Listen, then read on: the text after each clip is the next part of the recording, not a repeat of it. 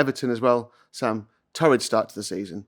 And again, it's the same scenario that every manager's had since they lost Lukaku.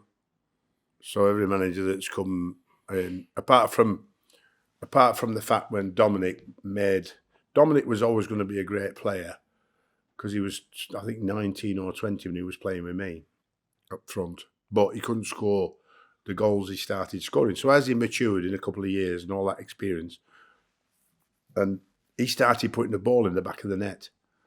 So he became Everton's biggest player and the biggest one they needed to keep.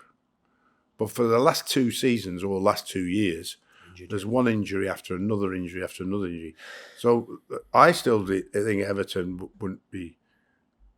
I mean, Carlo left to go back to Real Madrid, but even then he found it difficult towards the end of the season to get results, even with Dominic scoring 20 goals that season.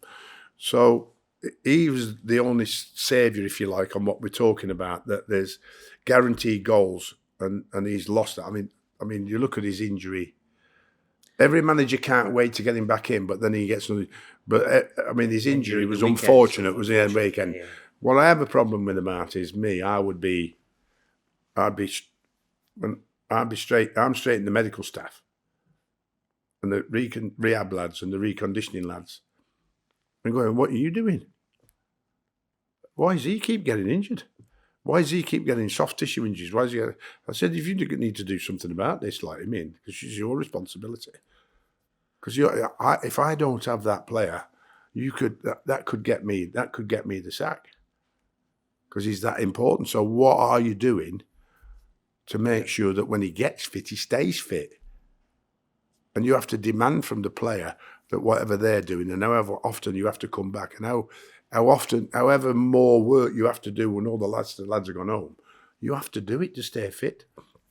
Many years ago, Steve will know better than me about what's happened to Giggsy with his hamstrings, and then you talk, sooner or later they worked it out. Yeah, he worked it out and did all his own yoga. He did a lot of yoga and Pilates back in 20-odd year ago to try and suss it.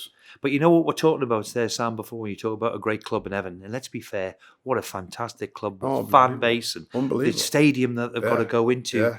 And all around it, you hear every manager who's been in there, the one common denominator of it all, really, is they've spent a fortune, an absolute fortune over the last 4 or 5 years, is on, again, recruitment and how vital it is to get recruitment right. And a lot of the clubs, especially the ones I've managed, never really want to spend a lot of money on it, Sam. No, that's true. They don't want to have 4 or 5 people. I mean, let's be fair. If you're a big club in the Premier League now, for what it costs you, you should have somebody full-time in Europe and all around worldwide, the world. Isn't it? And I can't stress how big enough recruitment is, because, you know, if you come across one, or you come across a young one, then it gives everybody a satisfaction and grow one.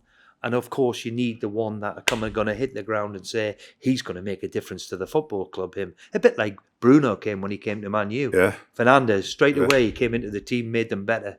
You know, so I can't stress enough how big it is, and there's a big example in Everton.